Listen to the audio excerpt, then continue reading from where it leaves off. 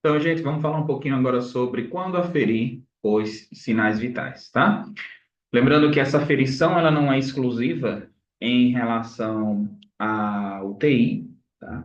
Até porque dentro da UTI nós temos o monitor multiparamétrico, que nós já falamos sobre, e que faz com que a gente tenha aquela monitorização, né? Aquela parte contínua, tá?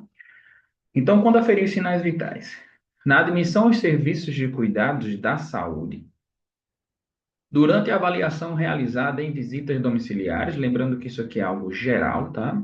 No hospital, de acordo com padrões de prática do hospital ou prescrições, antes e depois de um procedimento diagnóstico invasivo ou uma cirurgia, tá? Antes, durante e depois de uma transfusão de sangue e hemoderivados, antes, durante e depois de administração de medicamentos, quando o paciente informa sintomas inespecíficos, né, de aflição física. Então, isso é segundo o Potter. A gente precisa entender que os sinais vitais, muitas vezes, eles são confundidos com outros parâmetros, como se fossem sinais vitais. Uma das coisas que eu percebo muito é que a gente precisa entender que são cinco os sinais vitais. Pressão arterial, tá? Temperatura, que nós iremos ver, frequência respiratória, frequência, de pulso, né? O pulso, e a dor, tá? Quando eu falo sobre esses cinco sinais vitais, muitos se perguntam se a saturação de oxigênio ela não se configura um sinal vital. É preciso entender que a saturação de oxigênio ela é totalmente importante para que a gente possa fazer uma análise desse paciente de forma geral, tá? Como é que se encontra essa oxigenação? Se ela está sendo satisfatória para fazer com que as nossas células elas se alimentem deste oxigênio. Por esse motivo, a gente faz a colocação do oxímetro de pulso, onde ele vai dar ali, né, uma porcentagem de hemácias, né, que no caso, carregando ali a sua hemoglobina, está transportando oxigênio. A gente sabe que acima de 95, 96 é o que a gente tem ali como aceitável para um paciente. Abaixo, né, de 95 ali por volta de 94, 93, já são parâmetros fora de uma situação fisiológica. Porém, essa saturação, ela não está voltada aos cinco sinais vitais, a não ser que tenha relação com a frequência respiratória. A maioria dos oxímetros de pulso, ele não dá apenas o valor de saturação, ele também dá a frequência de pulso, tá? Por esse motivo, alguns alunos eles acabam confundindo e colocando a saturação como um dos cinco sinais vitais. É de extrema importância o resultado, porque uma saturação abaixo de 95, por exemplo, ela pode sugerir, por exemplo, aqui alterações dos parâmetros dos sinais vitais, como a própria frequência de pulso diminuída, frequência respiratória, pressão arterial. Então, os sinais vitais alterados, ele vai também ter uma consequência na saturação de oxigênio, certo? Por isso que há um pouco essa confusão e é importante que a gente tire logo essa dúvida para que não haja equívocos numa situação específica sobre os sinais vitais, certo? Então a gente fala um pouquinho sobre a temperatura, um dos importantes sinais. Dentro da UTI, nós temos o sensor de temperatura que é colocado, né, no paciente e a leitura ela vai ser, né, vai ocorrer no próprio monitor multiparamétrico. Então, apesar de o padrão ouro de pesquisa para a temperatura corporal central ser a temperatura do sangue na artéria pulmonar, na prática clínica, a medição é feita de maneira não invasiva nos sítios oral, retal, axilar, membrana timpânica e da artéria temporal. Nesse caso específico, quando a gente fala sobre temperatura corporal, o ideal é que de fato a gente faça a temperatura sanguínea. Porém, de forma mais cotidiana, como é colocado aqui no próprio conceito, a gente vai ter ali aferições não invasivas. Então, consiste na diferença entre a quantidade de calor produzido pelo metabolismo e a quantidade de calor perdido para o ambiente. Então, a faixa normal é considerada de 36 a 38, mas pode variar a depender da literatura. Por isso que quando a gente fala sobre temperatura corporal, de tanto nós estudarmos na área da enfermagem, nos dá valores diversos, a gente acaba sem saber ao certo, quando a gente fala sobre temperatura, o que é dito que é normal. Mas uma coisa que é importante, quando ele fala a depender da literatura, várias são as literaturas que a gente toma como base para um estudo teórico. Então, a depender da literatura, vai existir valores associados. Porém, por mais que existam diferenças, os valores eles são muito próximos.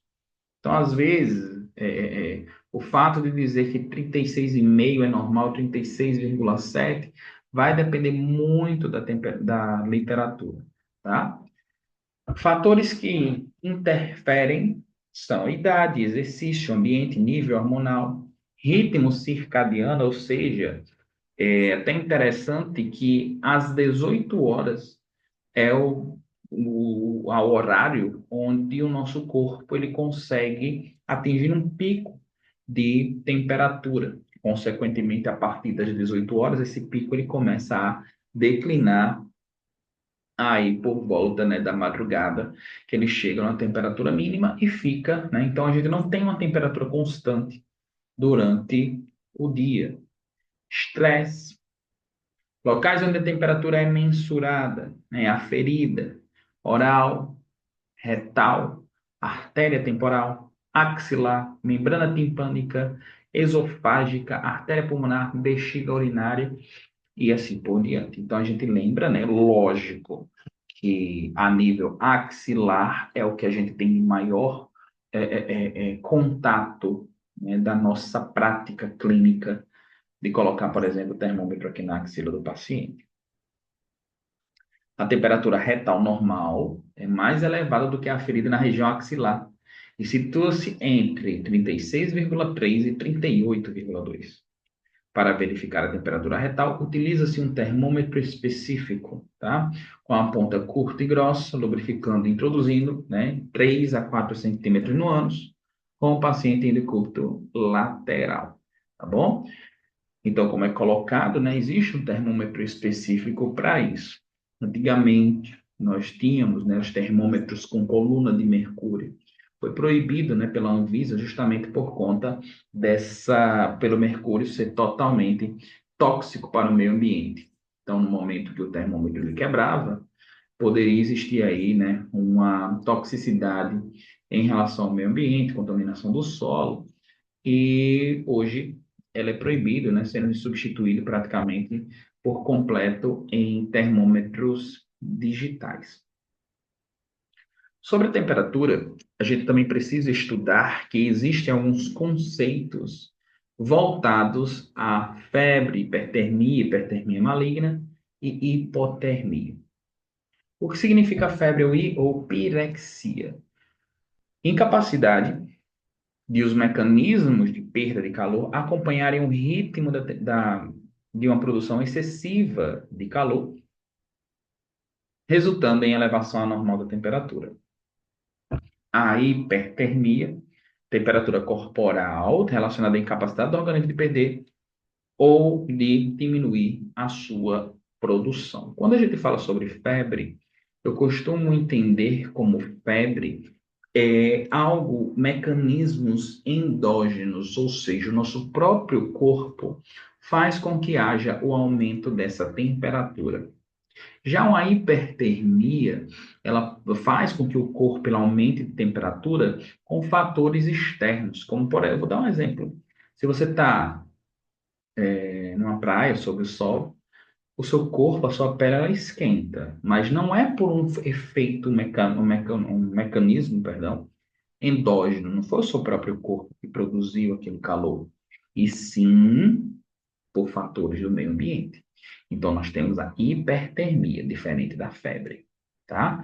Você não vai a uma praia e volta quente por estar com febre. É por conta de uma hipertermia, certo? Fica mais fácil a gente falar sobre esse tipo de exemplo para a gente diferir bem o que significa hipertermia e o que significa a febre. Hipertermia maligna, como o próprio nome já está dizendo, é uma condição bem específica em relação a cirurgias, sobre anestesia de cirurgias.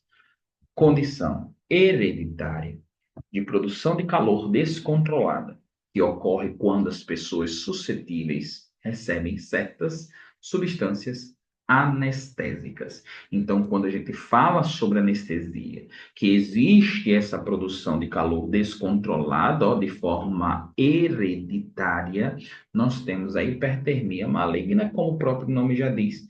Por ser maligna, leva esse paciente ao óbito. Já a hipotermia, perda de calor durante a exposição prolongada ao frio, ultrapassa a capacidade do corpo para produzir calor, causando a hipotermia. Lembrando que a hipotermia, ela pode ser uma das causas reversíveis da parada cardiorrespiratória, certo? Então, nós temos aqui uma das literaturas que a gente utiliza, né, que é Potter. Ele diz que a classificação da hipotermia leve, de 34 a 36 graus, moderada, de 30 a 34 graus, severa, grave ou acentuada, menor que 30, e a hipotermia profunda, menor ou igual a 20 graus Celsius.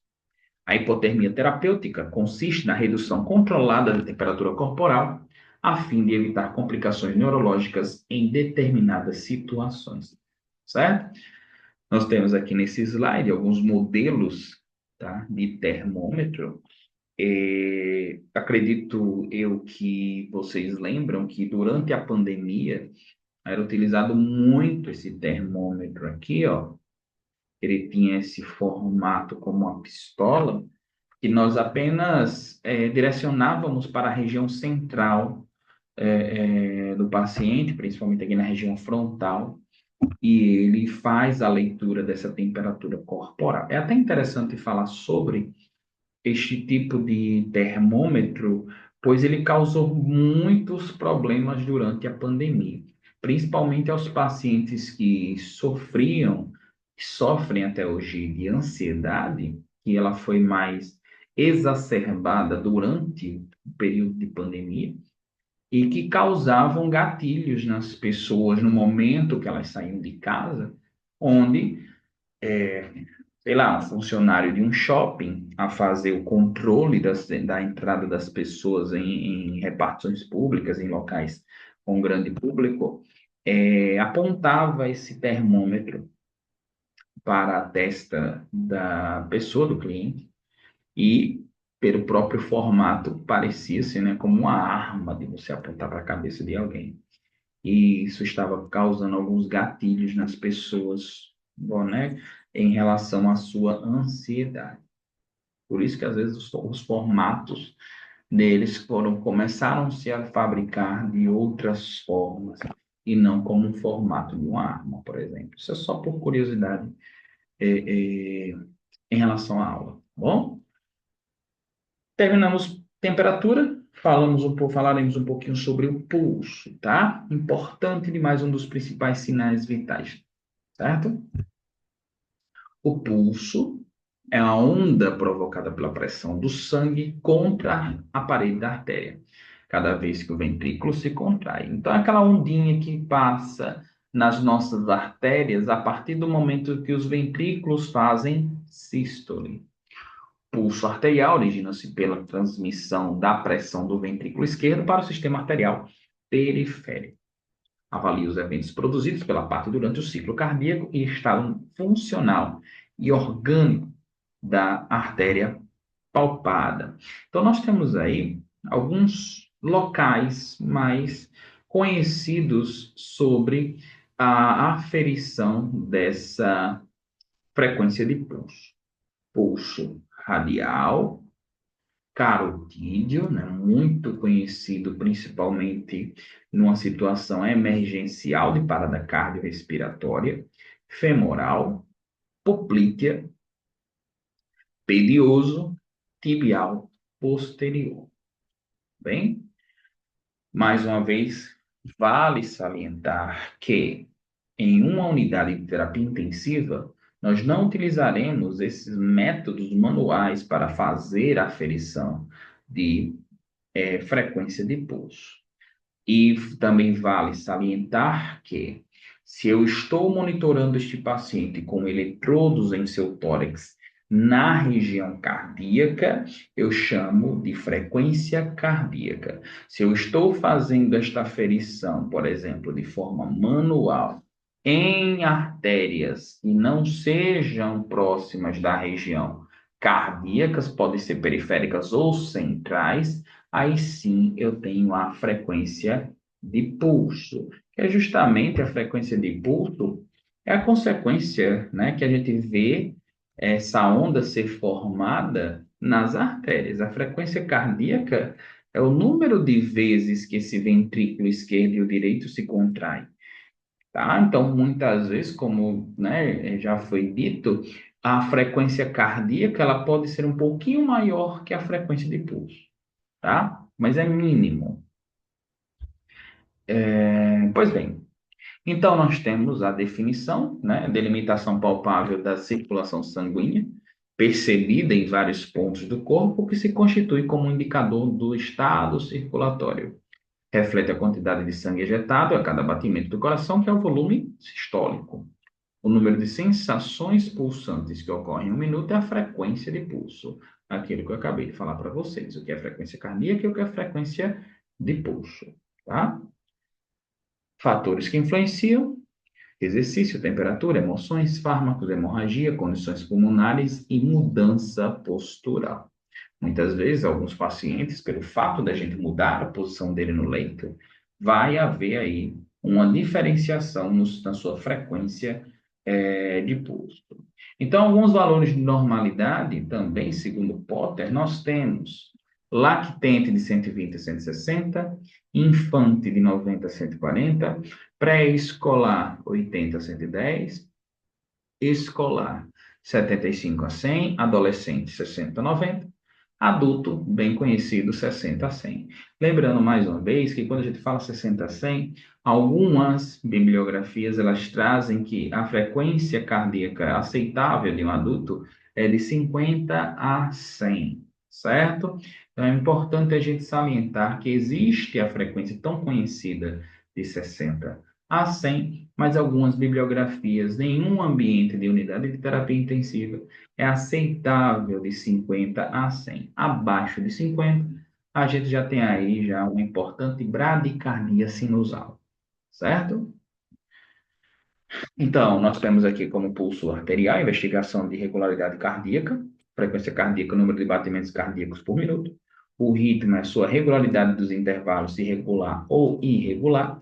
Volume, né, está falando sobre a intensidade desse pulso, com que sangue, né, bate nas paredes arteriais, se forte e cheio ou fraco e fino.